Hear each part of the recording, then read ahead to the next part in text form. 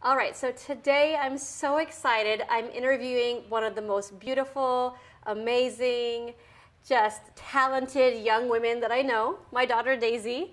She's incredible, and we're going to be talking about building a happy and strong family, but really about happy and strong teens. And I know that's a kind of a big topic right now. We talk about COVID and people, being more depressed, being on screen time more often. And so we've been studying happiness and happy and strong family and happy and strong teens. And one of the things that we learned, which neither one of us is really an expert at, but if the teen gets 7+ hours of sleep, how about that? What do you think about that? If you get 7+ hours of sleep, they're supposed to breed more happiness. Well, I don't get 7 hours of sleep. No, Daisy gets up super early. She goes to a church activity before going to high school. She's a 10th grader, and she's a night owl. But that's one of the tips, getting enough rest and obviously eating well, eating healthy. She eats pretty healthy. But what we've found in a lot of the studies, a lot of the current studies, is that one of the main keys to happiness for teens right now is more connection, more time with friends, more time with family. And one of the main causes of unhappiness is screen time. Being alone in front of a screen, being alone in front of your phone, texting, those types of things. Would you agree with that? Yeah, I think that COVID's definitely gotten people more onto the screens, and you're on it like a lot during the day. And then after you're done with school or work, then you go onto your phone or onto the TV because we're all home. Like, what are we going to do? But yeah, it's definitely, it affects your sleep schedule, and it's not good for you. It's not healthy to be on the screen that much. Yeah. So you got the blue blocker glasses. Does that help? Do you wear those at all? I wear them if I'm going to go to bed. Yeah. If I plan on falling asleep. Yeah. They say to try to set some limits for your screen time.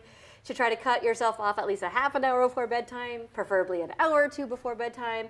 One of the other things that I've been reading a lot of, and again, I don't know if you'll agree with me on this, but they say that teens, one of the main factors in happiness is that they have their parents monitoring screen time.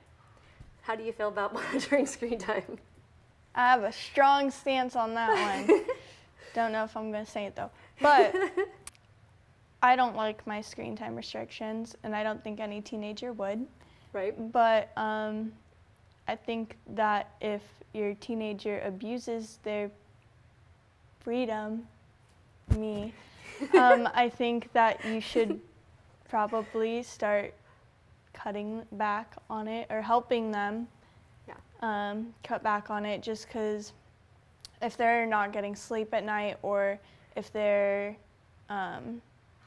being distracted by other things and not getting schoolwork done, or spending enough time with other people or your family, then I think it's good to just like bring that to their attention.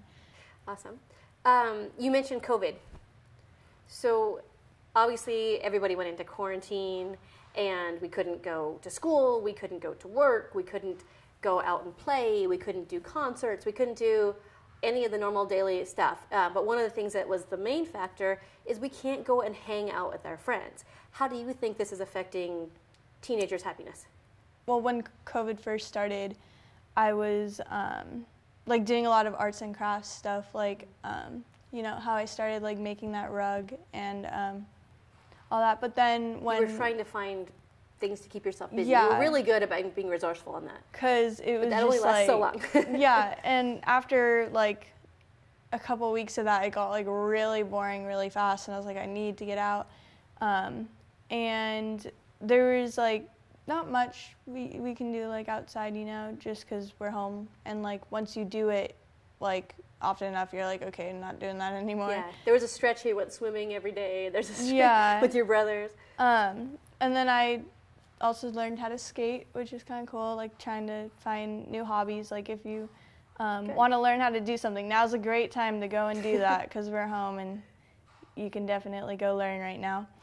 When it started like lightening up, my friends and I would like go and we'd meet up at the park and we'd maintain social distancing and we'd all wear our masks, but we'd be outdoors and we'd sit. I remember there's one where we went and we just sat like in a big circle and like spread out with like blankets on the grass, and we got to see each other like for the first time after being in quarantine. So if you can like do things with your friends just to like get out and take a break from quarantine, and I remember you went on a run with Maddie, and it was just, you felt so happy just to be with friends, but also to get outside and exercise. That was an excuse for me, like, I want to exercise, but I want to be with my friends. So I was like, Mom, I'm going to be exercising, so can I go? And she was like, yeah. And I was like...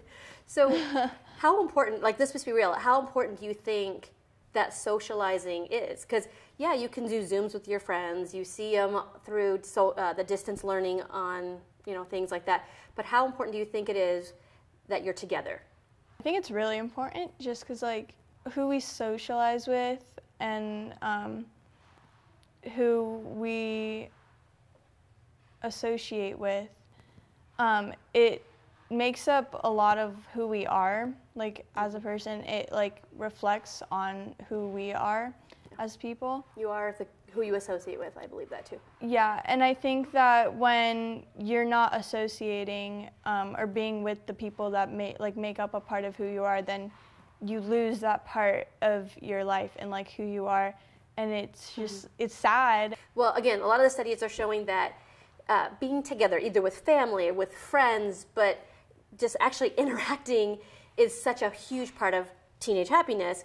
Yet, what we're seeing is that not just because of COVID, but because we're so hooked to devices a lot that we're texting or, we're on social media or those types of things. Do you think overall, COVID aside, do you think that that is affecting teenage happiness? I think that as, someone who's becoming a mature adult, teenagers should be able to recognize when they need to be cutting back on their screen time, because it's going to be important. It's important now in their lives and our lives, but it's also going to be important when you're older and you're trying to focus on getting a job or going to college or starting a family. You're gonna want to be in the moment rather than being on your phone or on the screen too much. Mm-hmm. So what do you think, this is a little bit switching gears here, but what do you think about the dangers? People are so scared of their kids having so much access to things via the internet, or they hear about weird TikTok challenges that are dangerous or whatever. But what do you think as a teenager? Is there a real danger for teenagers right now to have too much access to screen time without parents helping a little bit with monitoring? Like, just any interactions, like, it doesn't matter if it's online, it's just in general, like, who you associate with and who you decide to talk to. Yeah. It's never, like, there's always that risk out there.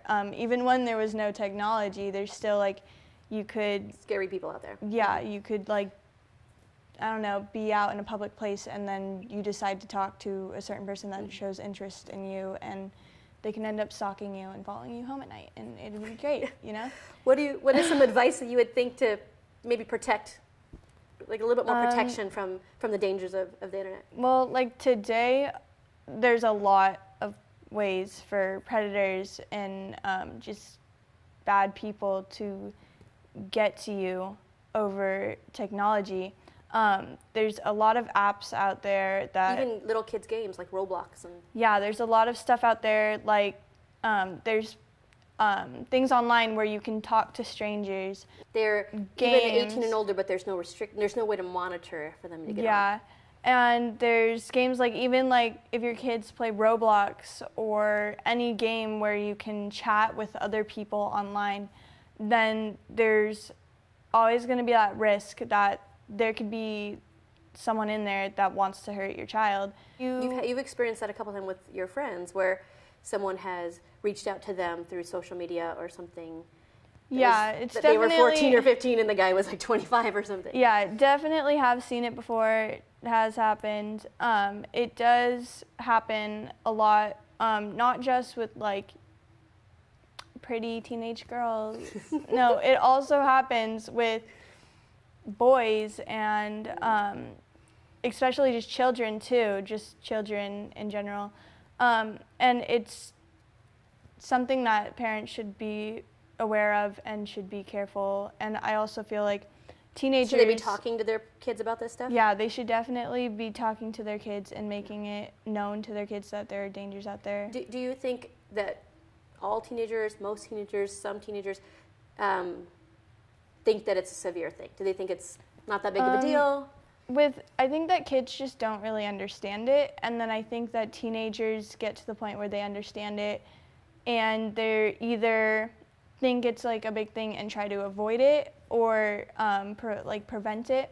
Or they think they're smart or and they're not going to get sucked into it. Yeah, or they think it's not a big deal, like it's not bad, and they'll either do it or participate in it, or if they see someone else doing it or something, or there's any sign that it's happening, then they kind of ignore it, or they treat it like it's an accomplishment or like something to be proud of. Or a lot of teenagers are also just they're pressured into it by the people trying to get them to do things. Yeah. And you're talking about nudes, sexting, those types of things. Yeah, but also just like harassment, like bullying. And like cyberbullying too.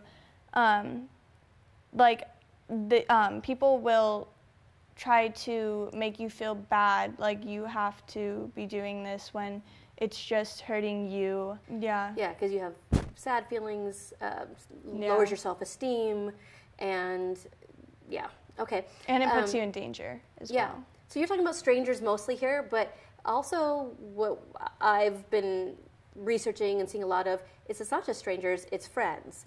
It's people as little as 12 years old sending pictures and expecting them back, and what people don't realize is that is pornography and they can go to jail for it, for having that stuff. But have you seen that at school where that stuff happens? Yeah, it doesn't just happen with strangers. It also happens like a lot when you get into like middle school and high school. Like it's just a big topic. Like in middle school it was like a big topic that like people like were talking about, I guess. Like it's kind of like the introduction to like this is a thing, that's how you do it. So it's kind of just like the introduction to what that is, and then it's kind of like it would be talked about a lot, and then in high school like you see it actually happening, and it's a common thing. Like sending nudes and sexting is a common thing in high school, you think? Yeah, but it's not just with strangers, it could be with someone you're in a relationship with, or just someone you think is hot. Awesome.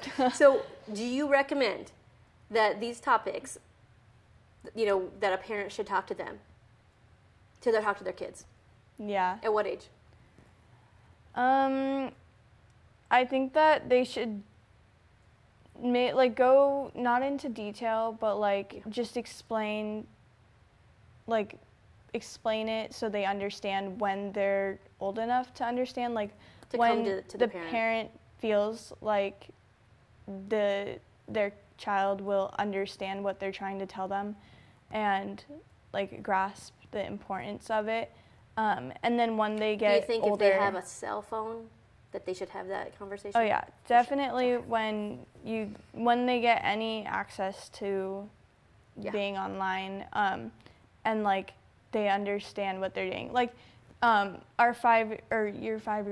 My 5-year-old brother, he is now using a computer, or he was using All a computer. The kindergartners have to because of distance learning. But he doesn't play any online games, and I'm pretty sure he wouldn't really understand how to even chat with someone online or anything. Easy for them to get onto these things. But so we don't really if we talked to him about that, he probably wouldn't understand. Right. But Austin and Brody, they know like 10 and 12-year-old. this is, and they play Yeah. Roblox and they are on computers, Yeah. and we've had the talk with them before about the internet. The dangers. But it should definitely be. But I think you're right. reinforced. I think is even as little as kindergarten, and they're having to use computers now, to know that if they see anything or anything that makes them feel uncomfortable, that they should tell an adult right away, tell a parent right away.